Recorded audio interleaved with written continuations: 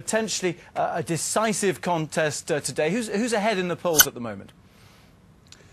Well, if you look at the polls, and you should always be careful looking at the polls, because remember what happened. The eyelids, and she added the final touches that give Bach a human look. I'm not sure if I really see the genius in the face.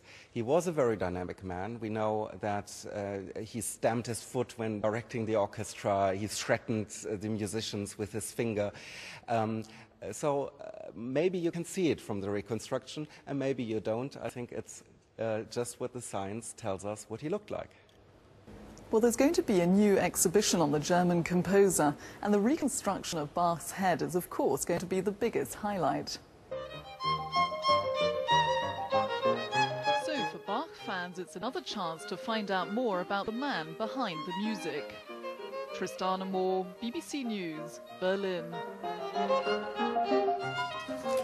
Now on the world today, let's have a quick look at the stories grabbing your attention on the BBC website. A zero-emission sports car with a top speed of around 160 kilometres an hour is set to be unveiled at the Geneva Motor Show. The hydrogen-powered life car is based on the design of the Morgan Aero 8 Roadster.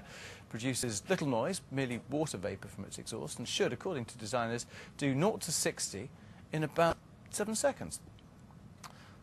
From cars to porn, the porn baron and property man Paul Raymond has died. The 82-year-old son of a lorry driver founded a huge pornographic empire, which included magazines such as Mayfair and Men Only. In 1958, he opened premises in Britain to stage live striptease shows. And finally, body-conscious teenagers may believe cutting out breakfast will help them lose weight, but they couldn't be further from the truth. According to US researchers, a study of more than 2,000 youngsters over a 5-year period showed those who skipped breakfast weighed more than 2 kilograms more